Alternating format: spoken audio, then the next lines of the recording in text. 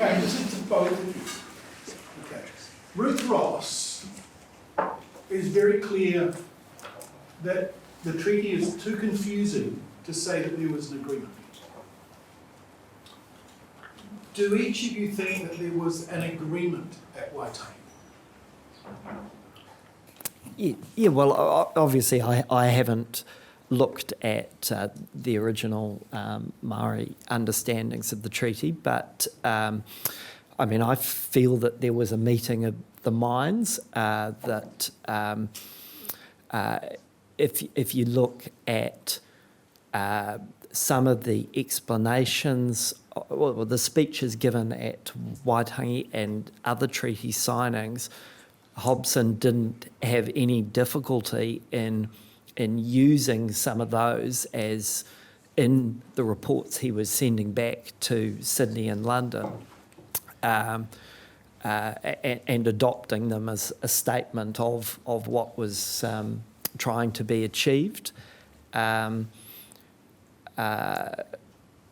mean, I think, my interpretation of the English text is that it preserved Maori systems of government, chiefly authority and tikanga, and obviously the chiefs were very strong on those points in their speeches at the various treaty signings. So it seems to me that all sort of fits together quite well.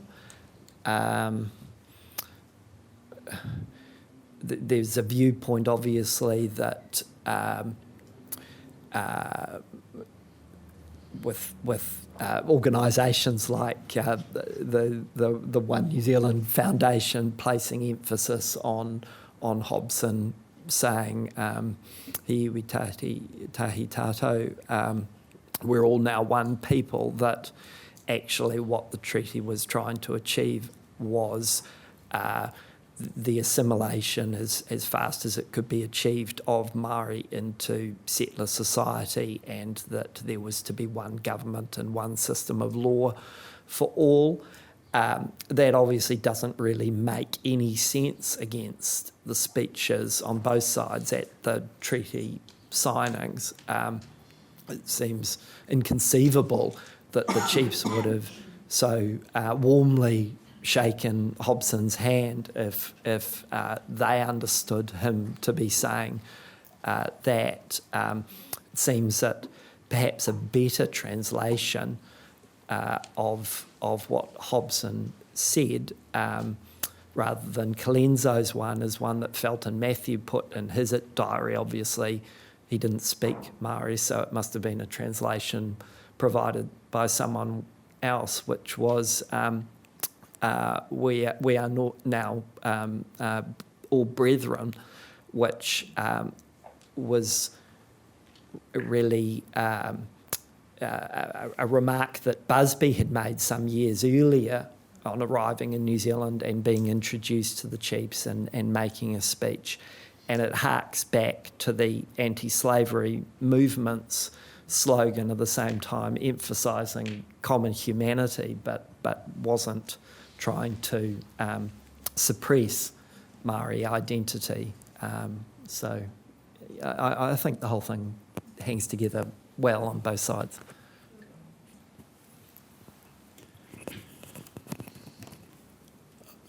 I'll just probably go back to my presentation to answer the question. Do you remember about the two virgins? They said their vows, they had witnesses, and said, I do. We can't reverse time. So it's done. I mean, the Ngāpuhi tradition is that it was an agreement that confirms Ngāpuhi. Yeah, I guess we always refer to it as he kawenata tapu, a sacred covenant. And looking at it from our kaumātua's perspective, you're talking about one spiritual people signing an agreement with another. Queen Victoria being the head of the church. So we're agreeing in the eyes of God. And That's what they say.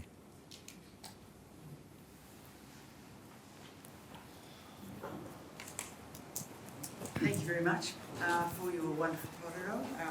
I've read some of your thesis. Oh, I've read some of your... Thank you very much. I really enjoyed listening to your kōrero. I've read some of your thesis, Ned, and got my head around pluralism and, got my head around a lot of stuff, and really appreciate that there were really good intentions. And I've appreciated the way that the narrative around the treaty has been changing, and that it wasn't actually for deception. It wasn't set out to deceive Māori. But my question is, it went wrong so incredibly quickly. The Crown went down and bought something like, 80% of Ngāi Tahu's land. They made agreements to set aside reserves for Ngāi Tahu, which they never did. The first claim against the Crown was in 1849, which was just so soon. Ngāi Tahu had lost their traditional mahina kai food reserves. But that's just I'm just using Ngāi Tahu as a little sort of case study, because it's just there's so much went wrong so quickly down there. There were all these good intentions, you had Governor Hobson, but it just went wrong so quickly. And that's my question. If there were such good intentions, why? Do you want me to? Oh, actually, something came to mind when you said that. I think it's a lot to do with the Colonial Office and some of the representation there and the changes that were going on back then. But I'm pretty sure that's what you're going to say. Spot on. Perfect. That's right. I mean, change in personnel is definitely part of the explanation. I mean, the tide was already starting to turn, perhaps before 1840, and there are many reasons why it went wrong. The eclipse of humanitarianism, which was, had sort of happened in the 1840s. Within the law, sort of a move against pluralism, the fact that there was agitation elsewhere, which meant that colonies that came to be regarded as white settlement colonies got representative and responsible government. But particularly the tsunami of British immigration, which, as I've said, I don't think could have been anticipated in 1840. As to whether it happened quickly, it's funny. My focus is so in and around 1840 that, in a way, actually, I feel that things didn't really go wrong until about 1846, 1847. And so for me, that doesn't necessarily seem like very quickly. And that until that time, both in New Zealand and importantly in London, there were people who held very strongly to the original understandings of the treaty, particularly James Stephen, and his retirement in 1847, I think, is the beginning of the end. But you also, of course, get Governor Grey coming in New Zealand, and that too, in a way, is the beginning of the end. And the big purchases don't start until the Grey era. So I think actually that there is an important story to be told about how people fought for the original understandings of the treaty. Stephen and the Colonial Office couldn't have been stronger in denying the New Zealand Company view that the treaty was a praiseworthy device to amuse and pacify savages, picking up on what Ngāti Kawa was saying in relation to land. We don't have any entitlement to this land. Okay, sure, we have this radical title, but that's just so we can have this system of Crown grants and things. But in terms of what it means for land in New Zealand? Well, we've got none. This is apart from where it's been validly sold, and we've got to investigate that, and they did that with the pre-treaty purchases, and most ended up being invalidated or not advanced because they couldn't be.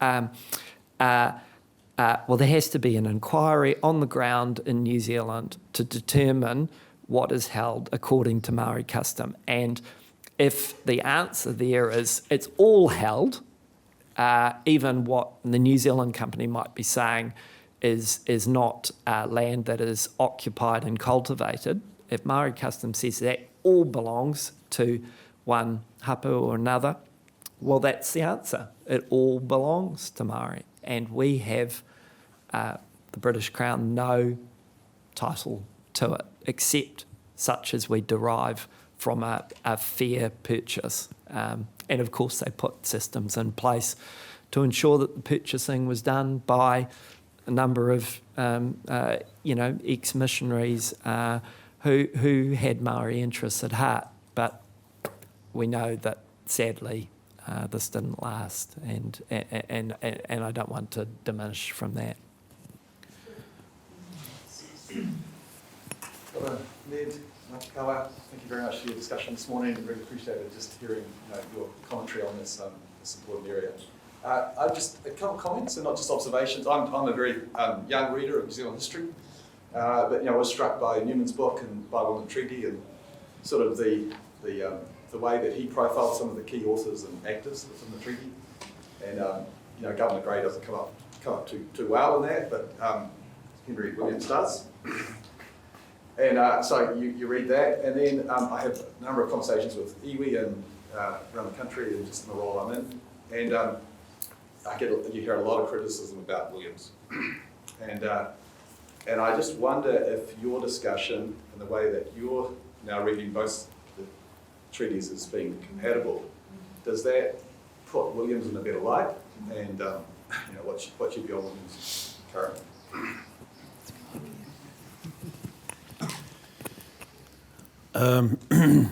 In my presentation, I mentioned Henry Williams as a pou in our whare at home. So those sort of decisions aren't made lightly. To have someone like that represented in our house. And so there were many hui, many great leaders of Ngāpuhi who made that decision. So obviously he holds a high standing within our people.